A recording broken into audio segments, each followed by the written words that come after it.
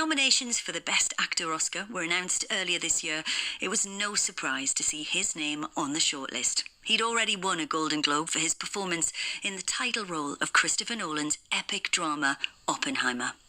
He specialises in complex, flawed men with dubious morals. Take Thomas Shelby, the gang boss in the globally successful television series Peaky Blinders, which made him a household name. The more pressure his characters are under, it seems, the better he gets.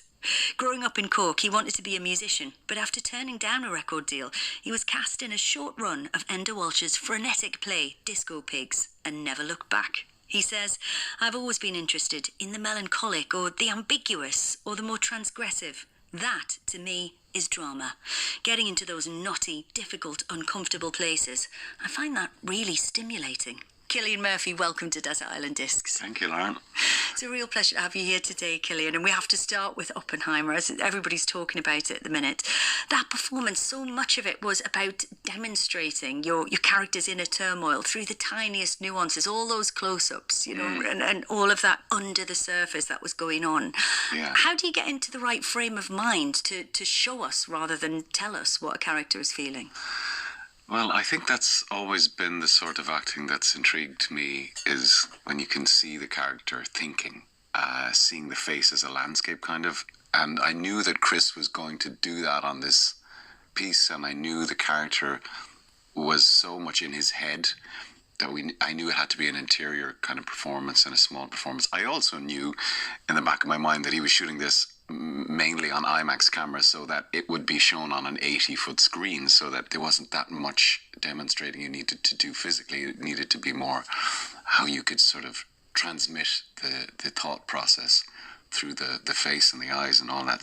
But I knew immediately that it wouldn't be an impression. That's not where my strengths lie. And I knew it would be ultimately a sort of a synthesis of the script, all of the stuff that I was absorbing of him, and then I guess you bring an element of yourself to it, and then you put it all in the mix, and it becomes Chris's version and my version of Oppenheimer. So you're going to be on the red carpet for Oscar night. I know that's not always your comfort zone. Yeah, I have struggled with it in the past, and it's not something I'm ever totally at ease with, but I think you have to choose to enjoy it, and I think you can do that in your brain. Just make that alteration, and it's easier then. And I've had my wife and my kids with me, and that's been lovely. And yeah, you'd be an idiot not to enjoy it. Just go with it. That's my attitude. Cillian, how have you found choosing your discs today? I sweated over it like everybody does. I showed a couple of friends the list, and they said, "Oh, well, that's good, Cillian. There's no weird, crazy, obscure stuff on there for a change." Some of them I haven't listened to in years, and it was a joy to listen to them, and some of them I listen to all the time. So I've loved it, I have to say. Well, let's get started. Disc number 1. What are we going to hear? Oh, yeah. So, Boy in the Bubble, Paul Simon from Graceland. This was a cassette that we had in the car when we were kids. So there's 4 of us, and we'd be all squashed in the back. And we'd be going on camping trips to France or Ireland or wherever we'd be going. And this album, I know every single lyric from every single song. And I don't think I knew how good the album was at the time. It was just an album that was on in the car. But now I truly appreciate it. Paul Simon and The Boy in the Bubble. So, Cillian Murphy, you were born in Cork in 1976, the eldest of 4. Grew up listening to that track while you were, all 4 of you, squashed into the back of the car. What was your seating position? That can say a lot about the hierarchy. Well, I remember one particular trip we went on to France on the ferry, and I remember we had a Nissan Bluebird, and I remember it was my mum and dad in the front, and then me and my brother and my sister in the back, and my little sister in the baby seat, and also my grandmother. I have no idea. That's too many people for one car. It's not possible or legal now, but we did it. So you were the big brother of the 4. Were you a classic big brother? Were you in charge? Were you the leader of the gang? I don't know, actually. It was funny. We found some old VHS videos recently. My dad transferred them and digitized them. And it was funny just seeing all of us hanging around at Christmas time, just messing and kind of having tickle fights and stuff, because there was no phones. There was nowhere to go. Nobody went for a walk. You'd be watching telly, or maybe you'd read a book, or I'd be making a sandwich. But we were just all sitting around. And it was just interesting to see that people not lost in devices, you know. Were you an imaginative kid? Very much so, yeah. An awful lot of reading, an awful lot of listening to music and playing music and writing songs. And I had a little cassette recorder I would record myself on, like singing initially, and then when I was playing guitar, just writing stuff. Music was the first thing that really woke me up to the arts or to creativity. And music was really valued at home. That was a big part of family life, I think, wasn't it? For your parents, Brendan and Mary, did they meet playing music? They met in West Kerry at a session, a traditional Irish music session, and that became a kind of constant for us. They were both teachers. My dad was a teacher, and then he became an inspector for schools. And there was no artists to speak of in the family. They were all teachers, almost exclusively, on my mother's side, and then farmers on my dad's side. But when we could, we'd be going to sessions in pubs. You know, the classic Irish childhood of falling asleep under the table with a packet of crisps and a tenora. And on a pile of coats? Yeah, exactly. Okay, got it. Was it a culturally rich household? Yeah, there was a lot of books on the shelves, but we never went to the theatre, for example. But I got a lot of education. Like, my mum was a French teacher, and then she'd teach me French at home also. My dad was an Irish teacher, and he would also teach me Irish at home. So I'd get, in school, and then I'd get grinds at home as well. So a house of books and music. And what were you reading? What were your own passions when you started discovering them? Honestly, it was the Famous Five, and then all the talk and stuff, and then the Irish writers. Anything that was there, I kind of read. It's time for some more music, Cillian. What are we going to hear next? Well, I thought I should play some traditional Irish music because it was so much part of my childhood. I mean, I should say that I rejected it all when I was a teenager and wouldn't listen to it. But now I'm starting to really appreciate it again. And this particular track, my dad found this on vinyl in some secondhand shop recently and gave it to me, and I put it on the turntable, and it just sounds absolutely beautiful. So it's a piece by a piper called Seamus Ennis. It's called The Wandering Minstrel. Seamus Ennis and The Wandering Minstrel. So, Cillian Murphy, tell me a little bit more about your relationship with your dad. Did you have any shared interests while you were growing up? What did you do together? I think we connected probably most strongly over music. When I started playing in bands and stuff, he was the dad that would drive us around and help you set up the amps and everything. Yeah, all of that stuff. So it was you and your brother did that together? Yeah, we were in a band with like neighbours and school pals, and there was a few different versions of it, but we took it very, very, very seriously. So the final incarnation of the band was called Sons of Mr. Green Jeans, named after the Frank Zappa track. What was the music like? There were kind of long songs with complicated middle eights and long guitar solos, and it worked very well live. Didn't work so well when we tried to do it in a studio, because you just needed that live energy of playing together, whereas we put it to a click track, it just sounded sterile and we lost all the soul. Tell me more about this performing live then. That was where the band really cooked and it all kind of came together. What did that feel like? The best feeling. That sort of non-verbal communication that you have with your bandmates and with the audience when it's just something electric, something is happening in the room. It's like a tingle, it's something kind of transcendent, really. And I felt bizarrely comfortable up there for a relatively shy kid, And that was what I really wanted to do. That was it. There was no other question of anything that I wanted to do. And for a while it looked like that would work out. Yeah. You were offered a 5-album deal, I think, by Acid Jazz. Yes, we were. And my brother was a youngster, and I was just about to leave school, or had left, I can't recall exactly. My parents and some of the other parents just refused to allow it to happen, and they were right. I wouldn't allow my kid, I think, at that age, to sign his soul away to a corporation or a version of that. So, how did you feel about it at the time? I don't know if I was that heartbroken. I should say I was heartbroken, but I think I just took it on the chin and just moved on. And there was a month in my life, which was July 1996, where we got off the record deal, we turned it down. I was stupidly doing a law degree and I failed it.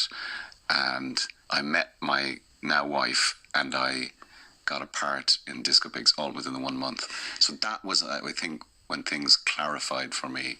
And I thought, okay, the music, that avenue has been shut down, but this other avenue is opening up. And how did that feel? Was it exciting? really, really exciting. When you're a kid, you just have that confidence of youth. You just go with what's happening. So I just went down this new path. I want to ask more about that, but first, let's hear your next piece of music, Cillian Murphy. Your third choice today. What have you got for us? So this is a band from Cork called the Frank and Walters. They were big all around that time that I'm speaking about, around like the mid-90s, and I was obsessed with them. I used to go into the pubs that they used to drink in Cork and hang around and try and chat to them and go to all their gigs, and we were very influenced by them as a band. And now later in my life I've become pals with them, and it's just a cracking pop song. It's called Walter's Trip. The Frank and Walter's Trip. Cillian Murphy, let's go back to your school days then. How do you look back at that time? Were you a good student? I enjoyed primary school more than secondary school. I was a bit of a messer. Yeah, nothing malicious, but I say it was a bit of a pain in the ass to teach. And I think that was probably difficult for my parents, knowing that I was that kid in the class that they had to encounter every day. And then secondary school was different. It was quite an academic school, and there wasn't that much scope for the arts there, and it was quite sporty school, and it wasn't really my thing. But luckily I managed to find, we used to play like school concerts and things, and I had a really good English teacher, Billy Wall, he's a poet and novelist, and he very much encouraged me. I think you're still friends. What did he spot in you? Has he ever told you? You'd have to ask him, but he knew how to bring books and plays and poems to life, because he wasn't just teaching them, he was exploring what they were about, and he knew being a writer himself. And I loved it. And I remember him saying to me, you should maybe think about it, doing something in the arts. He wasn't quite sure what, and neither was I, but it was nice to have. It's always good to have one good teacher in your corner, because I know, coming from a long line of teachers, how important one good teacher is. They can make a big difference, and I think they're undervalued as a profession, but they can really set you on the right course. I think when you were about 17, there was another mentor that came into your life who was also a big influence on you, Pat Kiernan. What impact did he have? Well, he came in and did a drama module when I was about 17, and I knew that he had a theatre company in Cork. So then I'd see him around, after that module finished, I'd see him around Cork in pubs and things. And eventually I went to see a production that he did of A Clockwork Orange in Sir Henry's nightclub in Cork City. And it absolutely blew my mind. And this was your first theatre experience, yes. Is that right? Yeah. And a fully immersive in a nightclub, Clockwork Orange? Yeah, promenade with banging techno and kind of dry ice and guys with mohawks, and it was unbelievably vital and kind of dangerous and sexy and relevant and kind of deviant, and for a 17-year-old who'd never been to the theatre, it was absolutely mind-blowing. It was one of the greatest things I've ever seen in my life. And after that, I just pursued him and pestered him for an audition. And then when I left school, they gave me an audition. As we heard earlier, you started a law degree, and while you were at university, you joined the Drama Society. What did you love about it? I love the camaraderie of it. I still love above all the rehearsal process. It being like a laboratory for 4 weeks where you're just in a room with the actors trying to excavate meaning from these words, and then trying to get it up on its feet, and it all seems absurd, and you don't have enough time, and it's all going to go wrong, and you're not going to know your lines in time, but then by some miracle, it actually works, and it happens, and the lights go down on the opening night, and it works. But I've actually always preferred the process to the performance, which I know I shouldn't say, because when you get it up on its opening night and you're in the theatre, then it's a sort of it's about stamina and trying to keep the form of the play for 6 weeks or 12 weeks or 18 months, whatever it is, and I find that hard. Let's have some more music, Cillian. Your fourth choice today, please. What have you got for us? Oh, some U2. So I think I was about 10 or 11 when Joshua Tree came out. I remember myself and my brother used to have beds side by side, and we put the cassette player in the middle, and we put this on and turn the lights off, and this song would come on, Bullet the Blue Sky, and it was the first time I ever experienced fear or danger in a piece of music, particularly that spoken word piece that Bono does, I see those fighter planes and slapping them down, and a man breathes into a saxophone. I don't know what he was talking about, but it was terrifying and brilliant. Bullet the Blue Sky. Cillian Murphy, as you said, you got the part of Pig in Enda Walsh's play Disco Pigs, which was directed by Pat Kiernan. Now, you hadn't been to drama school, you'd never acted professionally. How did you get the role? Well, as I said, I'd been pursuing Pat Kiernan around Cork City, and Pat eventually said, all right, leave me alone, I'll give you an audition. And he happened to be away, so I met Enda in Cork, and I read a scene for him. And I went off hitchhiking to France, I remember. And then I got the part, and they sent the script to my tent. Which I didn't know you could do, but they sent it to my tent in France. So then I had the part. And we toured that play for 18 months. And yeah, it was like we were just so young and cocky. And the play was only an hour long, so we put it on at like 11 or 12 at night, so it felt like that kind of nightclubby thing. So we do the play, and then we just go out and go drinking and go to clubs and be messing, and it was a great thing to do at 19, 20, just to be in a successful show, you know. I was so jammy. But then eventually it has to stop, and it did stop. Then didn't work for a year and was signing on, and that was a kind of a bit of a shock. But again, you're so young, you don't mind, you just keep going. And you then, following that experience, had small theatre parts and parts in films over the next few years. I wonder where your heart lies. Is it on stage or on set? I don't think I could have walked onto a film set at 20 years of age with no experience whatsoever. I think I needed to do all those hours on stage. Do you get nervous? Not on stage. I get nervous doing films. The distinction being that I think when you do a play, you retain control insofar as if it's a terrible night and you're off, you know that tomorrow you can fix it and be better. Whereas if you commit something to celluloid, it's there forever. There's no fixing it. Mm-hmm. You may have several goes, but I found the whole sort of apparatus of filmmaking, you know, the huge lights in the vans and the trucks and the electricians and all the crew and everything, they would come to a complete stop and complete silence, and then you're supposed to perform. I found that very, very intimidating when I was a younger actor. I think I've made my peace with it now, but it was a lot to take on. It's time for your next piece of music, Cillian Murphy. Number 5 on your Desert Island Discs today. What are we going to hear and why? I went through a big Queen phase again in the 80s. This particular song has always been one of my huge favourites, and I do listen to this quite often. I just adore everything about this song. When do you put it on? A lot, like when I'm driving, or like if we have people around in the house, or just to feel good. It just makes me feel good. And other muscle.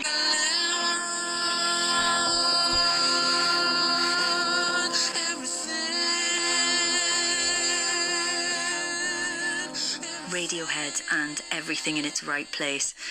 In 2013, you took on a role that was going to flex every dramatic and other muscle that you had. Tommy Shelby in the BBC drama Peaky Blinders. How did you persuade the writers, Stephen Knight, that you were the right person? I mean, I wasn't the obvious choice physically, and I hadn't up to that point played, I think, anyone who had that sort of physical presence. I don't know if I convinced him in the meeting, but I don't know if this is apocryphal or he's just made it up because it's a good story, but apparently afterwards I sent him a text saying, remember, Steve, I'm an actor. And I do believe that. I do think it's our duty as actors to transform to whatever the part demands, and he was generous enough to give me a go. And I'm sure it helped being part of such a brilliant cast, one of whom I have to ask you about. Just before you started filming the final series in 2021, your co-star, Helen McCrory, who played the formidable Aunt Polly, died of cancer. What do you remember about that time? Because you and Helen had met before Peaky Blinders ever began, I think. Yeah, we met, well, my goodness, like back in the 90s, I auditioned for her, I remember.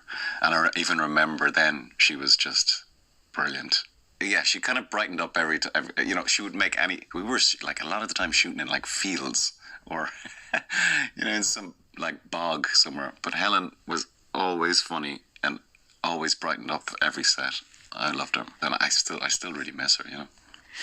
Of course, you know, the series ended and you'd spent 10 years in the role. How did it feel to leave it and say goodbye? Actually, to be totally totally honest with you, it was a little bit of a relief at that point. I was ready to take a little break. I felt like we'd done such excellent work, and I really loved the ambiguity of the ending. It was good time to have a little respite from it. I think we all needed a break from each other, you know. Well, speaking of what comes next, you know, everybody's talking about the Peaky Blinders movie. Would you be up for it? Totally. I mean, I've always said that if there is more story to tell, and if Steve Knight delivers a script that I know he can deliver because he's such a phenomenal writer, I'll be there. I mean, if we want to watch like 50-year-old Tommy Shelby, Definitely. Let's do it. It's time to hear your 7th disc, Cillian Murphy. What's coming up next? The Beatles are my kind of musical touchstone. I think they probably represent, in my mind, one of the greatest artistic achievements of the 20th century for me personally, not just musically, but in terms of their humour and their sort of friendship and their tolerance. And I love this song. I love the energy of it. I love Paul's hope and optimism, and then John's kind of acerbic, sort of realist middle eight that he gives us. It's just perfection. The Beatles, and We Can Work It Out. Cillian Murphy, I wonder how easy you find it to switch off after a job, especially the intense ones. You know, we were just talking about how that inhabiting the role of Tommy Shelby. Most of your work is intense these days. You know, with big stories, you're attracted to that kind of material. How easy is it to switch lanes and disappear into normal life again? It's difficult, but I have a very, very understanding family. They kind of know when I'm re-emerging, you know, and I stop walking like the characters, you know, and I know I'm just re-emerging. But you're neither like the character or the civilian. You're sort of just figuring it out. So you're in a liminal space for a while. Exactly. Okay. Yeah, and it's a bit odd for a while, but it's nothing like people love to make it like this big methody thing. For me, it's not. It's just trying to figure out what to do with my time. And I wonder what having that family support, you know, you've got your wife and your boys. I wonder what that's allowed you to do, whether that's given you more freedom. It's been crucial, honestly. I don't think I could have done any of the things that we talked about without having them. I've been with my wife for 28 years now, and it's been the most important thing for me, you know, and then having those kids and raising them. I think because this sort of ancillary aspect of being an actor is quite challenging to me. The fame bit, all of that stuff. The noise around it. Exactly, yeah, the kind of noise stuff. To have a really secure, solid base is important. You know, That's been really important for me. You have to have that safe place. I think I certainly do, where it's just like an island of comfort and ease. Well, you said that, you know, home and family is one kind of island for you. I'm afraid I'm about to send you off to another, of course. How will you prepare yourself for the experience of the desert island? I know you quite like your own company. You're good on your own. I'm not bad. I'm getting better as I get older. I used to be terrible when I was a youngster. I really could not stand being on my own for more than a few hours. But I'm getting better as I get older. I think I'll be all right, you know. And what about switching off? How good are you at relaxing? Not great, honestly. Yeah, it's something I struggle with. Listeners might have heard you reading a story on one of those meditation apps that's out there. Oh, yeah. I think your voice is there to soothe people to sleep. I know. Someone came up to me recently said that his wife listened to that while she was giving birth, which was quite awkward. Isn't it you reading a very boring story about train travel? It's like so dull. It's just me talking about being on a train rolling across Ireland, but then I think that's the point of it. It's time for your next piece of music. What have you got for us? There's an amazing amount of great music coming out of Ireland at the moment, and there was so much to choose from, but one of my favourite albums of last year was by an artist called Lisa O'Neill, and I thought I should play some of Lisa's music, and this is called If I Was a Painter. Lisa O'Neill and If I Was a Painter. So, Cillian Murphy, it's time for me to send you away to the island. I'm going to give you the books to take with you, the Bible, the complete works of Shakespeare, and you can select a book of your own to take. What would you like? This is a really pretentious choice. Okay. So just to get that out there. Yes. I have the complete works of Samuel Beckett at home, and it has a beautiful, beautiful portrait of him, it was sort of very stern and beautiful face, looking down at me because I have not taken it down and read it. And he's one of my favorite writers, and it's such a body of work. It's all of it. So this is the dramatic works and includes the novels as well? Everything. Okay. everything. And I know I need to read it all, and I will. And this would be the perfect opportunity to start at the start and end at the end. Oh, yeah, definitely. You can have that. I quite like the idea of you having him on the island to just keep you right. It would be nice. He could be a companion. Yeah, with that beautiful portrait, looking at me, I'd put him up on a rock. Absolutely. You can also have a luxury item. What will that be? I mean, I'd take a guitar if I could. Do you still play? I mess around. Don't play as much as I should, but that would keep me going if I could be creative in some way. I think I get very agitated if I couldn't make something. And finally, which track of the 8 that you shared with us today would you save from the waves first if you needed to? This has been really, really hard, but I think it would have to be the Beatles, because I think the sentiment of that song would keep me going throughout, and it's quite jolly. I think I'll need a bit of a G-up. Cillian Murphy, thank you very much for letting us hear your Desert Island Discs. Thanks, Lauren. It's a pleasure.